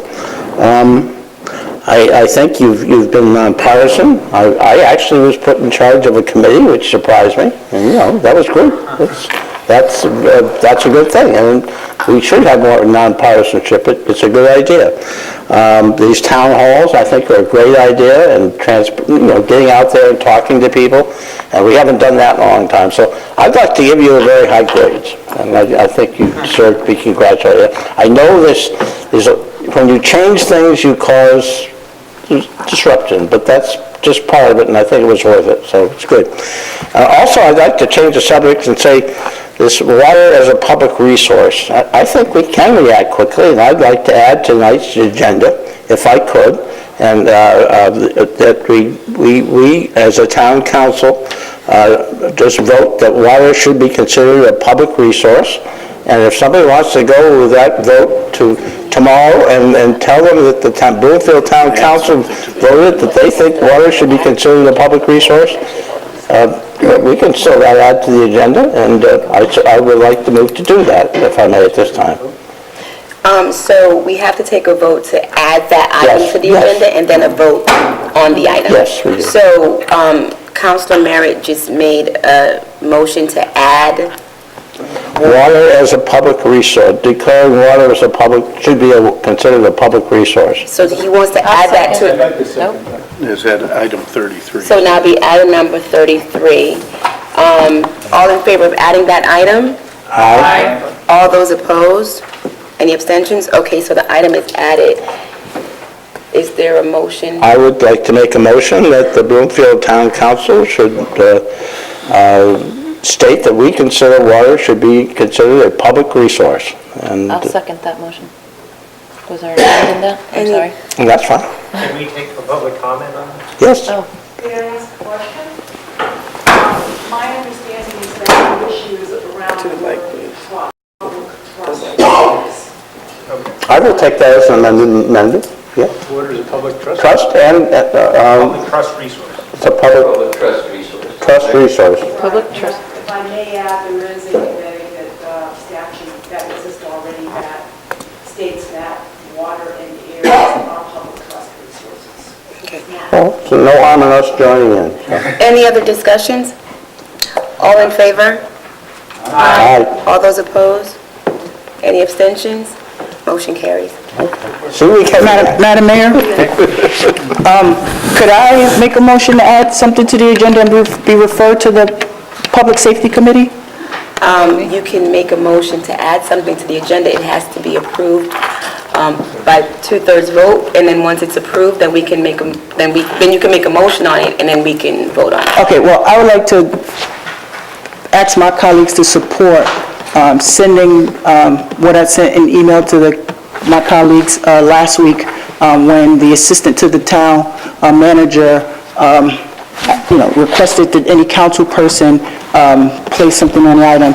I would like to add to the agenda the Bloomfield Neighborhood Revitalization Zone and refer it to the Public Safety Committee for further discussion on revitalizing neighborhoods and the quality of life in neighborhoods. We met with a community group this week, and most of the items on his letter to the previous council had to do with public safety, and so I would like to wrap that conversation under the Bloomfield Revitalization Neighborhood. So if I could get the support of my colleagues to send that item to the Public Safety Committee, I would appreciate it. Thank you. Is there a second? I would second that. Any discussions? Councilman DiLorenzo? Thank you, Madam Mayor. I just have a question for you, Councilman Clerk. Are you asking to form a new committee, or what exactly what would be the purpose of it? I mean, is it, because there's a whole other process to, have a council subcommittee, if that's what you're looking for. I just want to get some clarification on what this would be. So this would not... Just a discussion. So this would not be another council subcommittee. Okay. This will be a neighborhood committee, and it is already a state statute that is through OPM, the Office of Policy Management, with the governor's office, and what it allows is for a group of community members and business owners and stakeholders of different neighborhoods to come together to create a strategic plan for their community and their neighborhood, and for this council to adopt it and send it up to OPM, and they potentially could get some grant money to help implement that policy. That is a very good piece of policy. We are suffering with blight, so they could define the word blight. We put it back in the community's hand and neighborhood. So I would like for that piece of legislation to go to the the Public Safety Committee for further discussion to be brought back to the full council. Any other discussions? Councilman? While I don't, Madam Mayor, while I don't necessarily have any problem with the concept that everything that Councilman has mentioned is not a public safety matter, and I was wondering how that would be worked out. You're talking about businesses, and you're talking about other conditions that are more related to economic development and other planning issues, whereas public safety, based on the structure of that committee, is police, fire, and EMT service. So can you explain that for me, or how can we? So if it is the current town, the town clerk sent me the charter for the Public Safety Committee, and in the Public Safety Committee charter, it discussed fire, police, you are indeed correct, but it then goes further to say the quality of life for all Bloomfield citizens. So this is a quality of life issue of blighted properties, and when you refer to, Councilman, businesses, this just gives businesses in the surrounding areas, so business owners have the opportunity to sit on this community group. It's not necessarily an economic development driver, it's about the quality of life of their neighborhood and what they feel and believe their neighborhood should look like as far as the quality of life. So if you go to, again, if we refer this to the Public Safety Committee, we'll have, you sit on the committee, we'll have plenty of opportunities to flush this out, but I just will ask that we send it to the Public Safety Committee for further discussion. So my only concern is because I did look at that statute and I did look at some surrounding towns, and most of the surrounding towns that have NRZs, it is underneath the Economic Development Subcommittee. So that was my only apprehension in trying to understand if this wouldn't be better served as a joint committee effort, if anything. I also know that with the health district and the town manager, they're looking at some ordinances and being able to update some of our ordinances and making sure that we have the same definition of blight as someone else has the same definition of blight. So while I believe that this idea is a good idea, once again, because I've done some research and I've seen where NRZs usually are, I would suggest that either it's going to be a joint committee or it goes under economic development. I would also make the statement that committees and subcommittees goes under committee on committees. I would also like to make the statement that while I was not able to be at the ending of the Pershing Park meeting, most of their issues, I believe,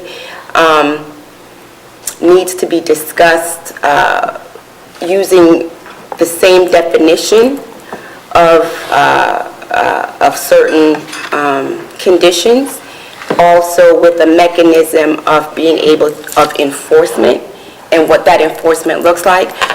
We also don't yet have any maps of where those zones will be. So I think there's a lot of information that we still need to get. I think there's a lot of discussion that still needs to be had. So I wouldn't necessarily say that I'm against it, because I'm not, but I think that those conversations need to be had so that we can make sure that it's in the right subcommittee and that we have the right charge that we're going to be giving that committee that will be formed, and making sure that the right people are on that committee. So that's my only apprehension, and I believe that that's what was discussed with you, Councilor McCleary, why it was not on this agenda. So what I would do is I would I think there's a comment from the public. Yes. Mayor, I'm very familiar with NRZ because I was part of it early on when we were developing in the city of Hartford. I think your comment is right. Can you come up to the mic, please? I'm so sorry. I'm sorry. I'm sorry. I think your comment is right, but an NRZ is not specific to economic development. It is an economic development driver, but it is based on quality of life issues that's related around public safety. This is why we have at the NRZs, our police department is really leading that charge, and our fire department, those stats, because it relates to fires and houses. The economic development comes in with presenters who would like to develop in that neighborhood. So the NRZs is not the purpose or designed to be an economic development committee, rather a committee that brings in businesses, everything that Councilman McCleary had talked about. But I do think, and I think it's an opportunity to address some of those things that you talked about, the mapping of the districts, to figure out from a collateral perspective, what do you have, right? Some of the conversations we've been having in Bloomfield, one of the things I'm glad you are doing is town meetings, because we are going to be doing some of that out here as well. And one of the things that we're hearing is that they don't know from a quality of life perspective what those issues are. One of the things that came up in one of our roundhouse meetings is the report around racial profiling. We have not been able to get in touch with your chief of police, but we're going to have a big meeting and a panel discussion, and we're going to have Andrew Clark out here go over that report. But my suggestion to you from an NRZ perspective is to really kind of think of it much broader than economic development, because if your desire is to engage the community in this town hall way, the NRZ format would allow you to do that. And I thank you for your input. Absolutely. What I was saying is the research that I've done and the other towns that I've looked at, that's where it was placed. Oh, I'm not saying that you're wrong. Right. What I'm saying is, I'm definitely not saying that you're wrong. You're correct, right? Anytime economic development goes to a town that has the NRZ, that is the first point of clarification, clearinghouse, first point of clearinghouse, excuse me. They actually have the power to decide what economic development looks like, because they will send a letter to council and council will approve it. So you're absolutely correct. What I'm saying is that it's not just designed as this economic development engine. There's actually a lot more work that comes out of it. And that's an opportunity where you get some of those public-private partnerships that deal with and can reduce some of your racial profile and some of the things that Bloomfield had traditionally had to deal with from a quality of life issue. May I speak? Council, I haven't spoken. thank you. Thank you very much. Oh, thank you. Thank you. Councilman Goff. Yeah, I'm going to vote against moving this onto the agenda at this point, and I think we're starting to have a very interesting discussion about NRZs, ways of dealing with blight. We need to have that discussion. I don't think in general it is a good idea to move things onto the agenda late at night, especially something this complicated. In the case of the water issue, that came up because the state is looking at taking action immediately, and we needed to, based on the comment earlier tonight, I was very happy that Councilor Merritt raised that we could add it to the agenda and make a motion on it. But as a procedural thing, I don't think this is a good idea to carry this forward. Thank you. Madam Mayor, can I respond, please? Councilman, we have Councilman Mann and Councilman Merritt, and then we can go to Councilman McCleary. I reiterate, I have no problem with the concept of a neighborhood revitalization zone. However, that's a solution. We haven't really defined what the problem is yet. And there's a lot of discussion, I'm sure, that's required to do that.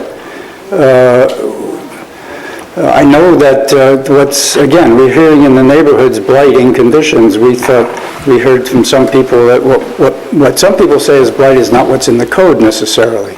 So we may have to deal with the problem of upgrading our code in one instance, but that's not the solution either. That's one solution. When we get to talking about going into these projects, creating a project that requires funding and state money and time and expense and so forth, you damn well better be sure that we can, excuse my language, better be sure we can carry it through, because otherwise we're creating a lot of expectations in a community that we're doing something, and I'm concerned that we don't follow through at that point.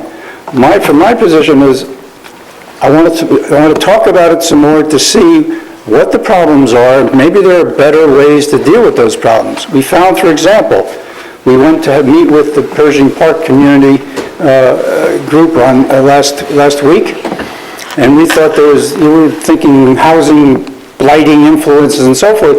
Their major concern was enforcing the motor vehicle codes. And if you say you can get that done first, that's going to be a big asset to the community. Well, you don't have to go to the state of Connecticut to write a big program to solve that problem. So I'm wondering where, I just wanted to find the problem first before we come up with a solution that, especially a Gordian one, like working with the state of Connecticut to get something done. Thank you. I just don't see any harm in going ahead with this in the Public Safety Committee, and starting a discussion there. It doesn't have to end up there, but I don't even think it needs to be referred to it. You can put it on the agenda yourself, and we can start working on it there. So and that's fine with me. I'd be interested in the subject. I just don't see any harm in talking about it. And then working with other subcommittees or handing it over to another subcommittee. That's been done in the past. So I think the quality of life is largely a safety issue to a lot of people anyway. And so bringing it up there and putting it on the agenda for the next committee, no harm done. We don't even have to vote on here tonight. Is that amenable to everybody? Is that amenable to you?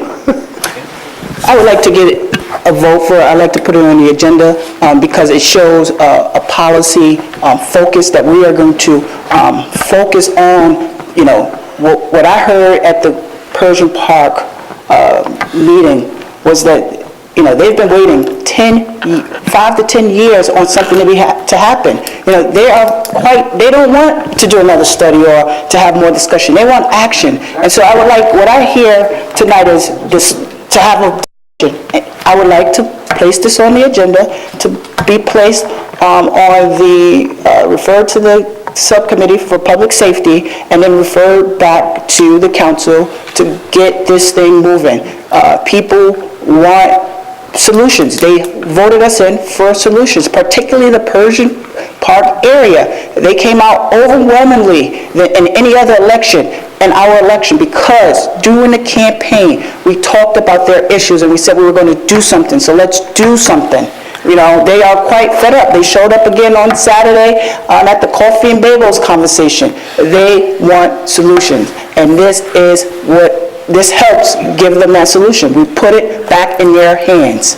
So I'd like to... Councilwoman Marsha Neely has something. Sorry.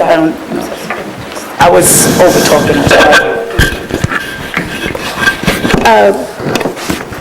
I rather agree with Councilman Merritt. I don't understand why we can't have a discussion about this. I personally have 4 different family members that live in the Pershing Park area, 4, who have said the same thing. There's nothing wrong with putting it on the agenda to start a discussion or to start the movement. I don't know why we want to, by putting it in and going through different layers of onion, we have to peel back the layers and things get mixed up and things get lost in the shuffle. Why don't we just have this on the agenda so that we can discuss it, we can move forward with what needs to happen. Now, everything in that Pershing Park area is not necessarily a blighted situation. It's folks who are driving too fast for conditions. It's things where, trash isn't picked up or folks aren't taking care of things or neighborhood issues. If you live in a neighborhood, there are going to be some issues. I'm in District 1. There's a home that was in District 1 on my street that was rented out to college students, and they trashed the place and threw all kinds of parties and whatever, setting the mattress on fire. And I'm in District 1. So why can't we have a discussion about this? What is the reason for trying to slow it down with putting it on the agenda? I don't see a reason for not having it on the agenda. So, I'm gonna, right, so what I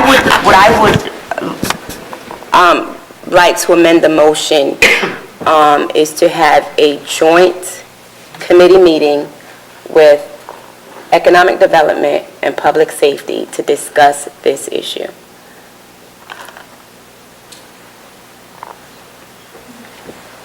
I would like to amend the motion by that.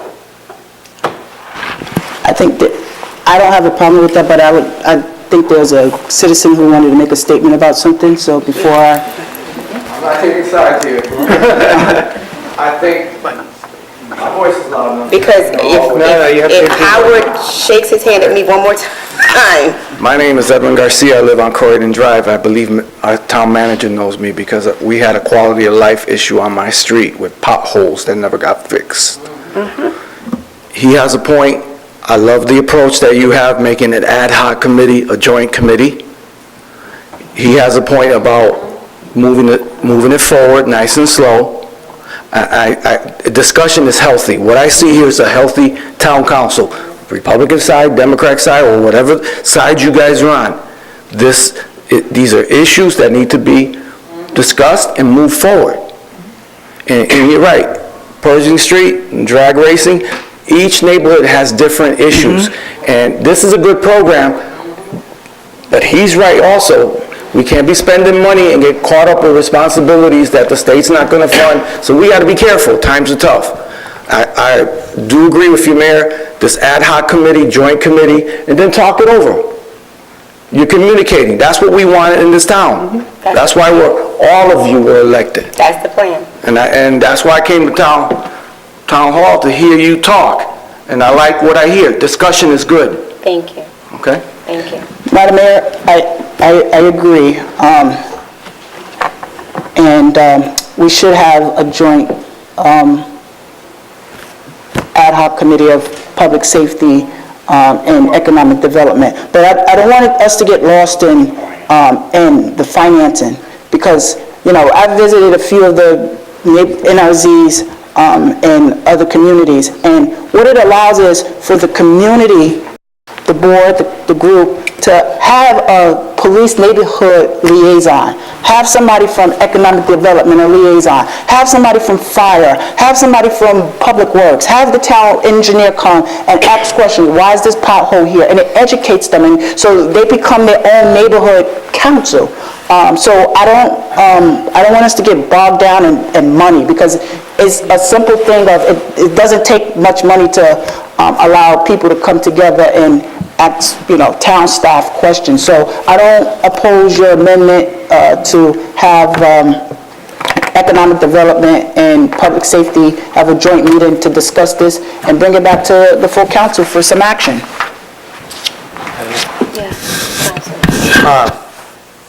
I certainly agree with what Mr. Garcia. I certainly agree with what Mr. Garcia said, and I certainly agree with the discussion that's going on. I have two problems, again. One is, I think the discussion is good. That's why we have a committee, subcommittee, et cetera, process. That's why we need to have these items on the agenda. But the other thing is, what I'm concerned about is I'm hearing good discussion about what's going on in the neighborhoods, what the problems and issues are. I am not hearing that the only solution or the best solution is a neighborhood revitalization zone. This is sort of the problem from the first step in terms of, well, we have a problem, oh, let's do this, and with all respect to Councilor McCleary, I think it's a possible, I think it's a very possible solution, but I don't know at this point. So I'm very happy to have this discussion go to a joint committee of economic development and public safety. I think those are probably the only, maybe even community services. Those committees are the relevant ones for the problems involved.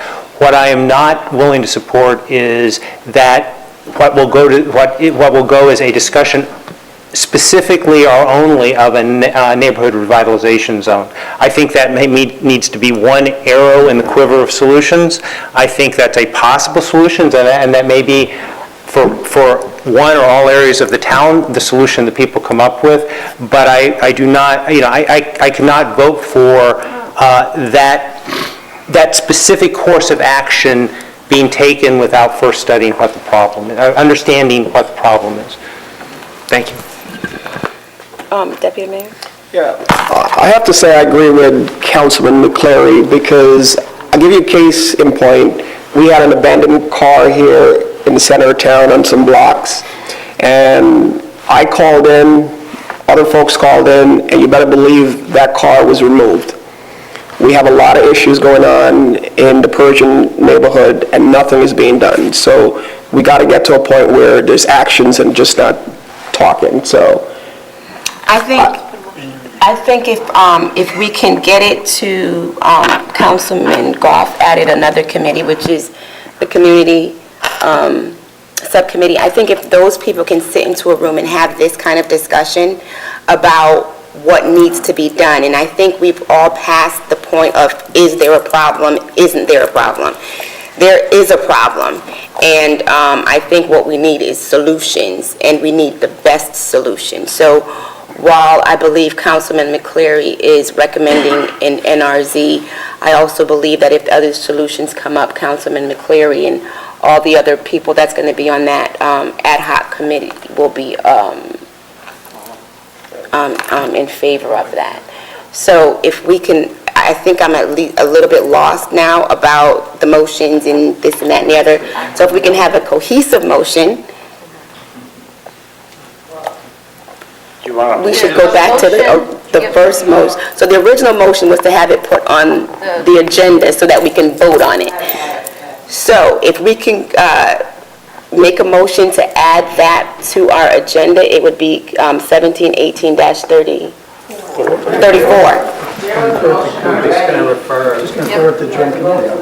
That's right. So that's what I'm saying. Can we add the motion to the agenda? But, yeah, but I would like to amend that to add a date in which we start discussing this, because what I don't want to happen is that we just put it on as a joint committee, and then, with all due respect, the chairperson for, economic development says, oh, well, that's not on the agenda, we're not going to put it on the agenda, we can't meet. I want us to come to a point where we can have a date where we can discuss this, because the people want solutions, not just in the Persian area, in the Winterberry area. When I went riding along with Public Works, and then I'm riding along with Public Safety, there's some issues. So I would like to add a date, maybe sometime in March, at the March meeting, that we start discussing this so we can move forward. So budget is in March. Well, if we can get a February date. Yes. We will look at the calendar to get a date in February. Is that going to be sufficient for you? Yes, Okay, Madam so Mayor. we're going to look at the date in February? They available, you have communication systems on the 12th. So Yes, but it could be a special meeting. I know. So you want to do the week of 12? Can you look at it and then send it out, and so we can send it all back, but it's going to be in February? Is that good, Councilman McCleary? Yes, In yes, Madam February. Mayor. Okay. Oh. Yes. So is the motion at this point to add, we're making a motion to add to the agenda consideration of a motion to refer to joint committees the general issues of why... To look at the Bloomfield revitalization zone, to the economic development and public safety, the land use and public safety and community service subcommittees to discuss the Bloomfield revitalization and other options. And other options. So I think that's good. That's the other options. To be held in Yes. February. Yes. To be held in February. Yes. I second that. Second. Discussion? Any discussions? Yes. A zone implies boundaries, and I don't know what zone specifically we're talking about. Are we talking the whole town? So according to the state statute for the NRZ, the zones will be determined by this council. So we can use the voting districts, we can use whatever zones we want. We can specify it to go from Blue Hills to Brown Street. It's whatever we decide the zones to be, Councilman Mann. So I'm assuming that that's the purpose of the committee meetings, to discuss not only what this program can do for the town or the particular area, or what is that particular area, and what are the actions that are best suited for this program that would be beneficial to that area. Is that correct? Yes, and to make recommendations to bring to the full council at the next council meeting to be voted on. I understand. The full council makes the decisions. I understand Yes. that. All right, so it sounds like it's going to take, I would assume it'd be more than one meeting to figure out what the heck this is all that we're talking about. Correct. Okay, that's all I want to make. Because they said other options, so there may be other options that come out of that subcommittee meeting that will come back to this full council. Those discussions will take place in those meetings, whether we're going to have an NRZ, other options, community, whatever. So, there was a motion, there was a seconded. All in favor? Aye. All those opposed? Okay. So we added it to the agenda. Now we're going to take a vote on item number 17/18-34 to send this recommendation to this ad hoc subcommittee. Seconded. All in favor? Aye. All those opposed? Any abstentions? Ayes carried. Is there another motion on the floor? Before we do that, though, I didn't get to do my council comments. So here's my council comments quickly. It's important that whatever it is that we do for Bloomfield has to be in the best interest of our town and not interest of us individually. We were not elected to be individual leaders or to have little kingdoms or little silos. We were elected to sit together, have discussion. Some of them will be productive, some of them will be loud, some of them will be soft and quiet. But the most important thing is at the end of those discussions that we do what we believe is in the best interest of our town. I get it that everyone will have an opinion. Everyone will have an opinion. We have been elected to make the best decision for our town. So sometimes we're going to have to close the doors on all the other opinions and sit here, and if we have to fight it out, we fight it out. If we have to war it out, we war it out. But when we're done, I go back to that word, that we're committed to doing what's in the best interest of Bloomfield. And sometimes it may not be the popular thing. Sometimes it may not be the kumbaya, come to church thing. But when we're done, we should all be on the same page that it's in the best interest of our town, Bloomfield. And if we can do that, all the other personal issues will be put aside and we can get to doing the job that we were elected to do. Thank you. Is there a motion? Second? All in favor? Meeting's adjourned.